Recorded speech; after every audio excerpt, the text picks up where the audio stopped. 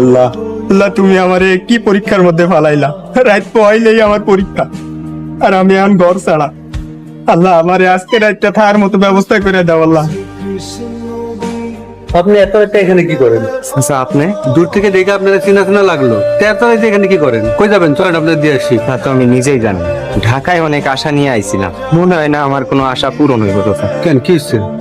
রাত পোহালেই আমার মেডিকেলের ভর্তি পরীক্ষা। যে বাড়িতে থাকতাম ওইখান থেকে আমার এত রাইতে বের করে দিচ্ছে। আমি যে এত রাইতে কই যামু কই থাকমু কিছু বুঝতাছি না। আল্লাহর দুনিয়ায় আল্লাহ কোনো না কোনো একটা ব্যবস্থা করে রাখছে। চলেন, আপনি আমার সাথে চলেন। যদিও বস্তিতে থাকি, আপনার সেবার কোনো কমতি হইব না। চাচা, আমার কোনো আদর যত্ন লাগবে না চাচা, আমি শুধু আশ্রয়টা চাই চাচা। হ্যাঁ, চলেন। উনি কে? গ্রাম থেকে আইছে, ওই যে ডাক্তারি ভর্তি পরীক্ষা আছে না, ওইটা দিব। হয় কিন্তু আমাকে এখানে থাকতে। আমগুলো থাকবো বস্তিতে। আমার তেমন কোনো চাহিদা নেই, শুধু পড়ার জন্য একটু জায়গা দরকার। এমনিতেই এত ঝামেলার মধ্যে একটুও পড়তে পারি। কাল সকালে আমার পরীক্ষা দিয়েই গ্রামে চলে যান। যত দিন মন চায় আমগো এনে থাকো, লেখাপড়া করো। তুমি তো আমাদের পোলার মতোই। আপনারা অনেক ভালো মানুষ, আমার জন্য আপনারা দোয়া করবেন। আমার কাল পরীক্ষা। হ্যালো রাতুল, হঠাৎ করে আমাদের সিঙ্গাপুর যেতে হচ্ছে। কবে যাবে? কাল সকালে। তাহলে আমি সকাল সকাল রেডি হয়ে চলে আসবো। তুমি আসবে কেন? তোমার আসতে হবে না, আমরা তো ভোর রাতে এয়ারপোর্টে চলে যাবো। আচ্ছা, কবে আসবে? এখনো শিওর বলতে পারছি না। সব গোছানো কি শেষ হয়েছে? হ্যাঁ ড্যাডি, সব গোছানো কমপ্লিট। অফিসে কিন্তু তার লাগানো হয়ে গেছে। এতগুলো লোকদেরকে ঠকে আমরা কি পালিয়ে যাব?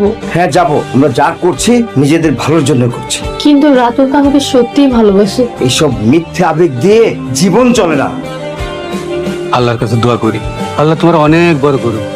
প্রত্যেকটা ঘরে যেন তোমার মতো পোলা জন্ম নেয়। আমি মন থেকে দোয়া করতেছি, তুমি একদিন এই শহরের সেরা ডাক্তার হইবা। আমি আমার সাধ্য মতো চেষ্টা করি। কাল রাইতে যদি আপনি আমার এই উপকারটা না করতেন, আজকে আমি পরীক্ষা দিতে পারতাম। আমার স্বপ্নই রয়ে যায়। যাও, ঠিক মতো পরীক্ষা দাও। আম্মা, ওই তুমি আইসে পড়ছিস মা? ভিসা পাইছিস? এত তাড়াতাড়ি কি ভিসা হয়? আর আমি ঢাকা গেছিলাম একটা কাজে। আমি তো ভাবছিলাম ঢাকায় গেছিস, একটা সুখবর নিয়ে আইছি। একটু ধৈর্য ধরো, অস্থির হইও না, সুখবর ঠিকই পাইবা। আম্মা, আব্বা, কই তোমরা? আম্মা, সেই লাইছি।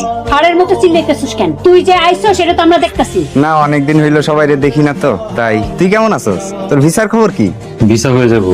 আর তুমি এত তাড়াতাড়ি ঢাকা থেকে চলে আসলা কেন? পরীক্ষা তো শেষ, রেজাল্ট দিতে তো কিছুদিন সময় লাগবে। একেবারে ডাক্তার হইয়া সাত মুখটাই দেখাইতে আইতি, এখন আবার আইতে গেলি কেন? আমার ঢাকায় থেকে কি করুম? ঢাকায় থাকতে যে খরচ, তাই চলে আইছি। ঢাকায় থেকে টাকা পয়সা কামাই করতি, আল্লাহ না করুক যদি ডাক্তারিতে চান্স পাইয়াই যাস, তাইলে লেখাপড়া করতে টাকা পয়সা লাগবো না? তুই আবার মনে করিস না তোর পড়ালেখার খরচ আমরা দিব।